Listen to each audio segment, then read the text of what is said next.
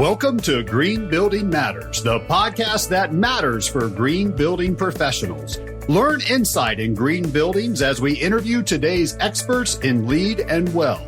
We'll learn from their career paths, war stories, and all things green, because green building matters. And now our host, and yes, he has every LEED and WELL credential. Here's Charlie Cicchetti. Be sure to check out the Green Building Matters community, where you can have unlimited exam prep for any of the professional credential exams you're tackling next, as well as putting your continuing education on autopilot, saving time with GBS reporting your hours on your behalf. Check it out, gbes.com/join. Now, enjoy this episode of the Green Building Matters podcast.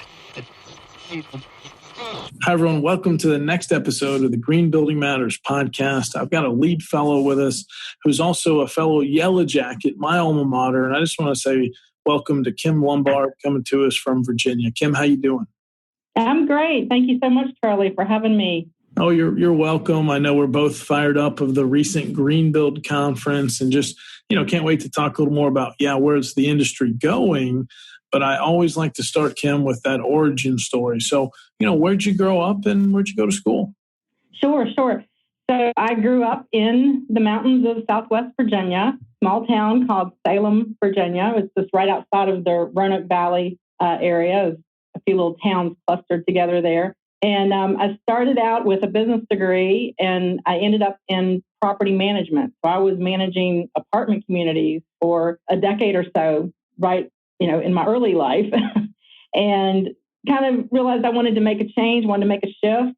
And the company I was working for, Properties in Atlanta, and I went there and was working up on Beaver Ruin Road there for a while. And we were doing a major renovation, and the sides of the building, we were taking those off and doing some interior gutting work and to the walls, the exterior walls. And I really got interested in how a building was put together and what it took to put a building together. I'd never really seen a building like that before from that perspective. And at that time, I was ready to make a change, and I decided to go back to school, and Georgia Tech was the most logical choice for me at the time to pursue architecture. And that was great. It was very life-changing for me to be surrounded with, I suggest it for anyone that wants to be surrounded by 20-somethings when you're mid-30s. It will definitely change your perspective in life and your priorities. But and while I was there, I already had a business degree. So I was working on a 4-year degree at Georgia Tech and also working at Niles Bolton there in Atlanta. That was really great. And fun story from that, during Greenbuild, I ran into Ray Kemsey with Niles Bolton, who hired me 20 years ago. So that was a nice reunion for a few moments there. But after graduation from Georgia Tech, I did a little moving around. I went up to Connecticut for a while and worked for a firm that dealt with historic libraries, which was very enlightening. And there are a lot more libraries in the Northeast part of the country than anywhere else that I've ever experienced. And and they all have benefactors, and they're all historic, and they all need a little bit of work to them. So that was great. And then I was ready to come home, and I was able to get a job with, at the time, HSMM, which is the old Hasty Mattern & Mattern. And then now we're AECOM here in Roanoke. Big company. Yeah, we'll get to more of what you've been doing in this green building movement. But I've got to go back to, when you were in school, you went back and Georgia Tech, architecture. And so, was sustainability part of the programming then? In full disclosure, I took some building construction and some business classes when I was at Tech. I wasn't in the architecture and the studio side, but, maybe LEED was just now coming out. But, what was sustainability like there as you were getting your architecture degree? Yeah, you're exactly right. It was just coming out. So I remember very vividly, and I shared this with someone recently about it, kind of reminded me my roots of sustainability. And it was a professor by the name of Blaine Duncan. And I remember very clearly one spring day, he took us and we had one of the, wonderful outdoor classes. And we all sat out on the lawn and he said, now there's this new thing. And he was explaining it to us. And we were all just kind of looking at him like, what in the world is he talking about? So that was my first taste of what LEAD was. And he was, telling us how it was a movement. And, there wasn't really a lot of definition on it just yet. And, but when I think back, that was my very first exposure to LEAD. And then from there, it grew and grew until I got to AECOM. Gotcha. No, that's so neat. Well, tell us along the way, did you have any kind of aha moments about sustainability, though? Because, if you fast forward to today, you're a LEAD fellow. Clearly, we talk about some amazing projects you've worked on. But, how'd you know you wanted to lean towards the green building side of things? That is a really interesting question because I think it found me. I don't know that I found it. So it was one of those that you kind of don't know you're doing it because there's really no one there showing you how to do it. And you just you get in and you start moving forward. You get through your first project. And my first project was pretty special. A lot of our work is with DoD clients, federal clients. And the first one I had was a very large building for the Army at Fort Benning, Georgia. And this was called the Maneuver Center of Excellence. And it was a combination classroom, how to become a soldier type building. It was about 500,000 square feet. So it was a large building. No problem. First LEAD project, no big deal. You don't know what you don't know kind of sometimes. So, but I had a very enthusiastic owner, client, and really cut my teeth on the right project and said, wow, this is really something special. This is really what I want to do and what I want to keep going at. And didn't really know at the time that could be a career, that could be a path. And, it's really just kind of come into its own the last few years as far as, oh, hey, this is going to keep me busy. There's really not time for other things. So. And you ended up and you've made a lot of change in the green building movement. So was there anyone, though, that had some extra influence, any mentors along the way, anyone that maybe opened some doors or just someone else you looked up to? I think about mentors. I think a lot about the people that are involved with me here in Roanoke. We've got a sort of I don't want to call them a green team, but a green ladies quorum or something. We've got some folks in town, Nell, Monica, and Charlene. They're all just my touchstone every time I need to kind of think through something, and we sort of do that with each other. And I think we're each other's mentors. I think that's a good way to say it. We were having that moment at this past Green Build when Monica was presenting, I was getting my LEAD fellow, and Charlene, we were all there together with Nell, and it really was a very special time for us. It's amazing. Really like to hear that. So let's talk a little bit more about, along the way, any cool projects you've worked on and what other kind of achievements, if you look back on the highlight reel, stand out. Sure. So projects that we've completed, that we've been through and gotten the certification on, they range from a lot of our federal clients, as I mentioned before, but also to some of our NASA clients. I mean, they're federal also, but our NASA clients, really great projects. I love working with those guys because they are all scientists and they get it and they're all in on it. So they're very interested in how we achieve projects. And we usually, on those projects, end up achieving a little more than we set out to, just because everyone's cooperating, everything's going the right way. A lot of my projects are projects that the client needs to maybe be convinced that this is what we need to do and that they have requirements to do this. So they don't always come to LEAD or sustainability because they want to, but because they have to. And it's my job to make them understand. And, it works different. Every client is different. And a lot of our DoD clients, they really respond to the resiliency of sustainability. And that gets their attention every time. We have some projects that are definitely threatened by sea level rise, and we have to talk about that and how that is going to work out. So it's all interesting. Projects, I mentioned the Fort Benning project, NASA did some work at Goddard, did some work at Langley. Those are just great projects to be involved with. Right now, I've got one that's in full construction and just about finished up is the Eisenhower Memorial in DC. And that one's pretty special. That has Clark Construction is our general contractor for the project. And we're partnered with Gary Architects. So that's a very special project. It's a 4-acre site. It's going to be honoring, obviously, Dwight D. Eisenhower, our 34th president. And the really big sustainability story on that project is the 97,000-gallon cistern. Oh, wow. That's a lot. Yeah, it is. It is a lot. We're doing all of our toilet flushing with collected treated rainwater, along with the irrigation. And the 4-acre site is the park. I mean, it's the first memorial that has been built in the 21st century. So it's really pretty cool. If you haven't seen anything about it, look it up. The Park Service has some nice, some of our renderings and the images coming up already on their site. The hard opening for that is on May. It's May of 2020.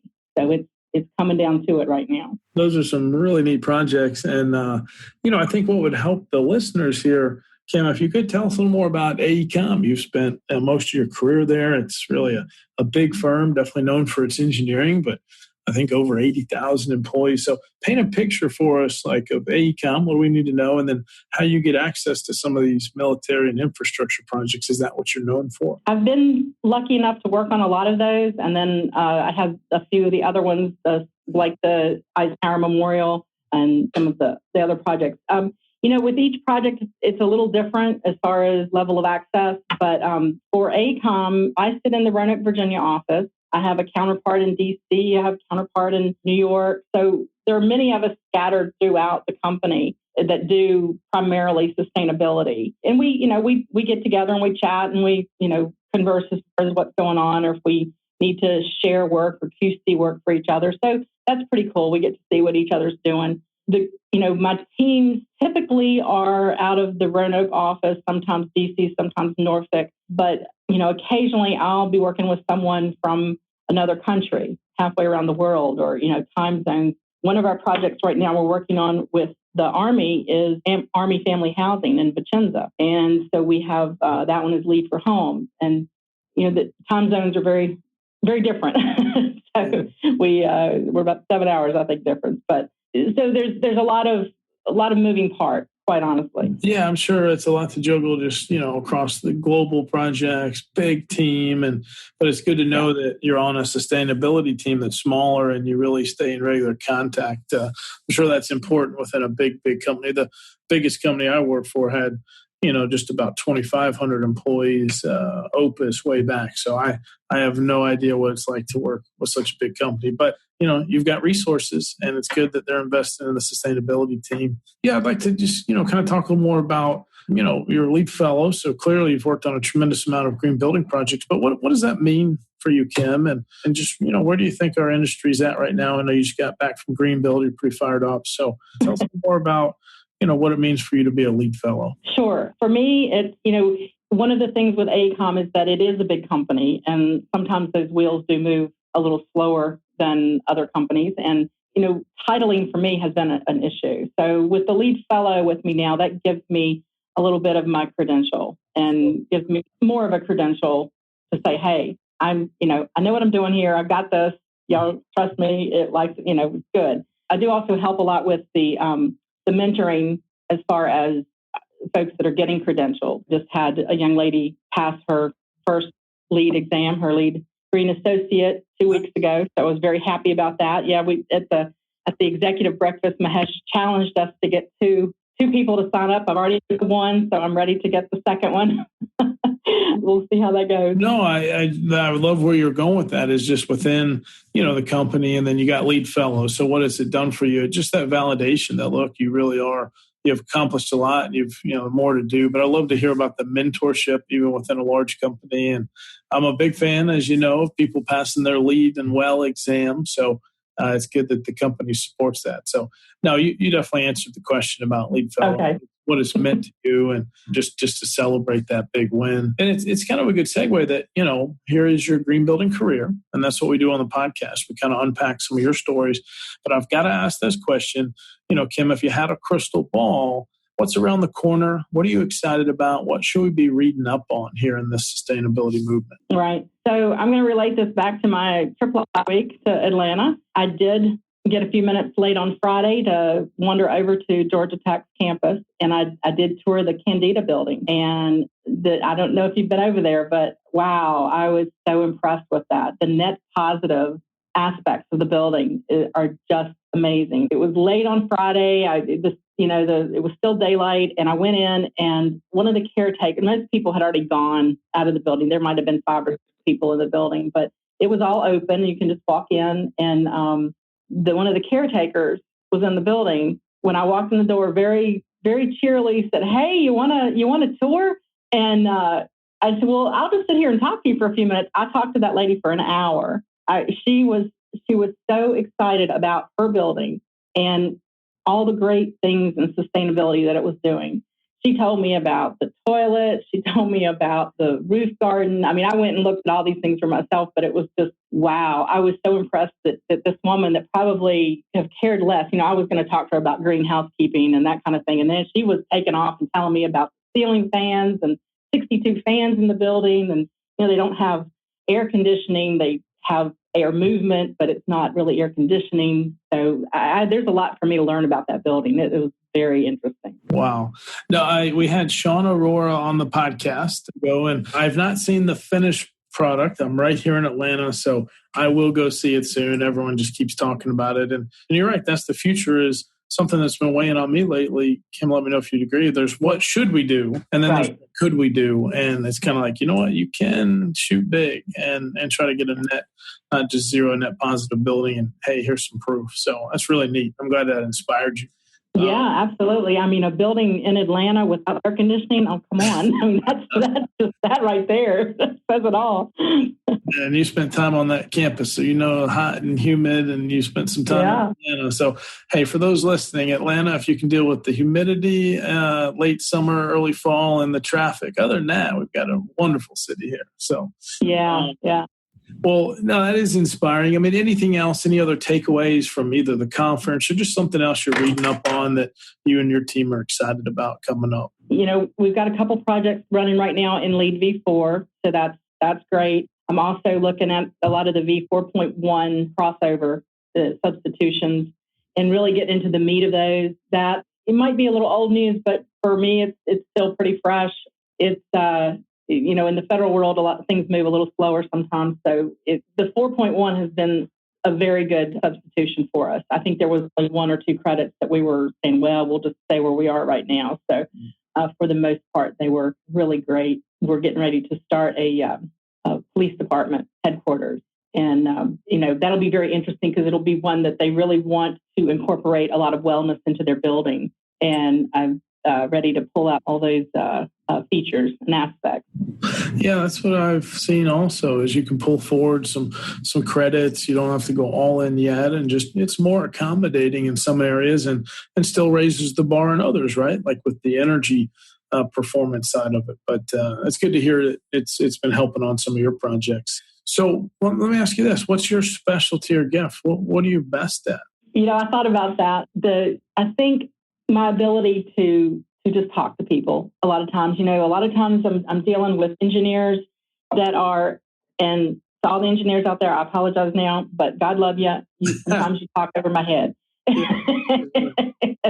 And a lot of times it's perfectly clear to them, but it's not to me. And I can pretty much hang with most of them now, and they are really good about explaining things to me, like an ice system or how chillers work and all those things. And I haven't got it all yet, and I'm certainly not ready to sit for my PE, but I think I can be relatable to people, and I can talk to them and help break down some of those barriers of sometimes the technology is very high end, and we have to break it down for our clients sometimes, and for me, for us, and make sure that everybody on the team is talking the same language, because a lot of people don't always come to LEAD or to any of our sustainability initiatives on the same platform. They don't come at the same level, and I find that a lot. I can start down a LEAD charrette, an internal one, and not everybody's with me all the time, so we have to kind of take a step back and maybe meet with people on their at their desk, but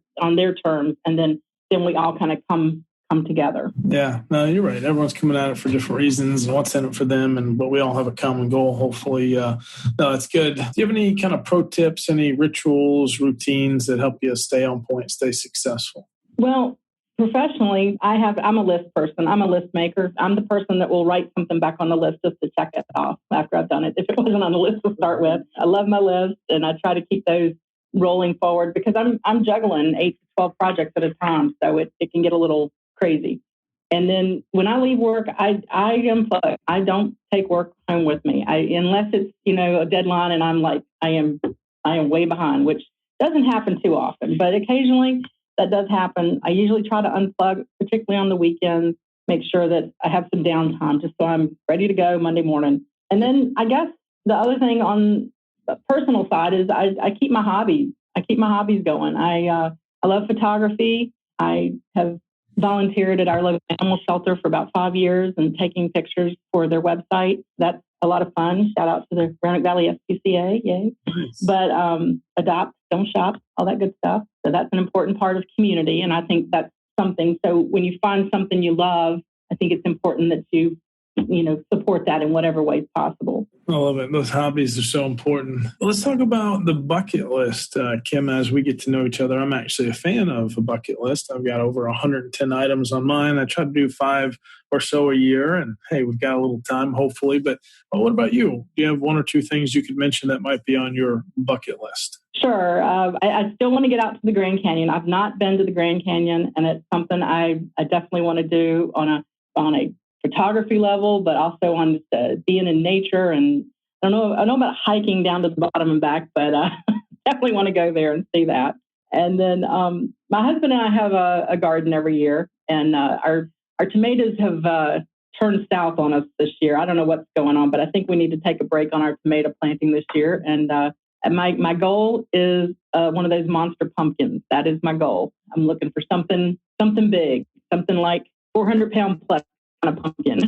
I'll get it. And that might be a little bit of a tall aspiration, but I don't know if that one's going to be GMO and non-GMO and organic, but yeah, let's see what you can do. Well, yeah, I would hope it would be organic. I mean, we do our leaves on the garden every year and get them crunched in there. So we've got our rain barrel. We keep it all on the sustainable side. So we'll see. I don't have a great green thumb, but I know one tip. So my mom is in landscaping, has a plant nursery. My dad always had a great garden. Fish emulsion as your fertilizer. You want to keep it organic. You can go get that from the hatcheries in your area, but fish emulsion, you'll have some crazy good garden plants and some big pumpkins. So there's the tip. Okay. Let's talk about books. Not sure if you like to listen to books or pick up a good hard copy, but is there a book or 2 you'd recommend? I'm right now I don't have anything on my nightstand, but I do. One of my books, and would be a really good Christmas gift for any of your architect friends out there. It's one of my favorite books. A little older book, but it's still one of my very favorite ones. Is called Palladian Days. It's Clark is the last name, and it's about a couple from Atlanta, and that's why I think I related to it, that thought it would be fun to go to Italy and buy a villa and fix it up. And so they got hold of one of Andrea Palladio's 16th century villas. It was called Villa Cornata, and they go through a lot of trials and tribulations, but I have to say, I've learned to cook risotto from that book. So that was worth the whole thing, is just getting good risotto. And I think about that passage every time I make it. So. We're going to check that out in the podcast show notes. We'll put a link to that book. Thank you. Well, as we come to a close here, two questions. One is there anything you wish you'd have known earlier in your green building career? There are so many things, but particularly as it relates to green building. So, when I was new here at AECOM, I had studio managers and everybody saying, well, Kim, people would come up to me and ask me a lot of questions about sustainability, about LEED.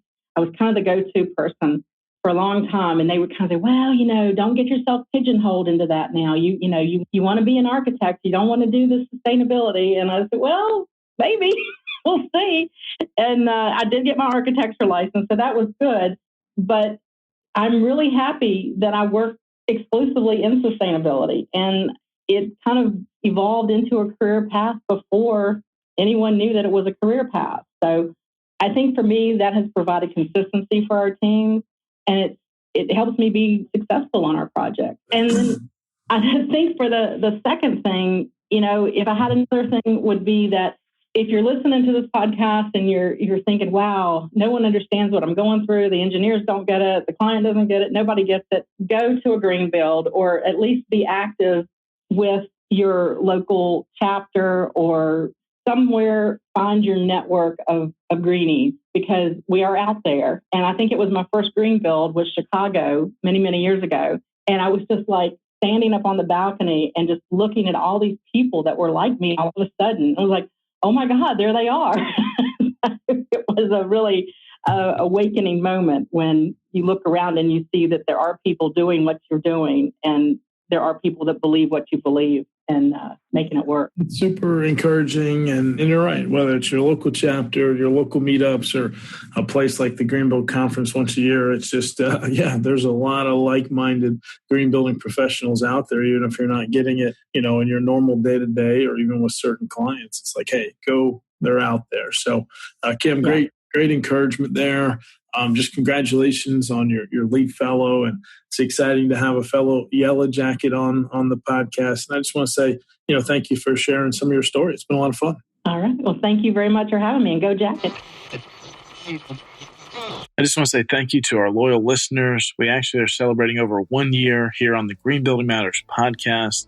Me and the entire team were stoked and just so glad you continue to listen every Wednesday morning to a new interview with a green building professional here in this industry, or just some pro tips that we want to make sure that you are getting straight from us, straight to you. Thank you for listening to this episode of the Green Building Matters podcast. At gbes.com, our mission is to advance the green building movement through best-in-class education and encouragement. Remember, you can go to gbes.com/podcast for any notes and links that we mentioned in today's episode. And you can actually see the other episodes that have already been recorded with our amazing guests. Please tell your friends about this podcast. Tell your colleagues. And if you really enjoyed it, leave a positive review on iTunes. Thank you so much, and we'll see you on next week's episode.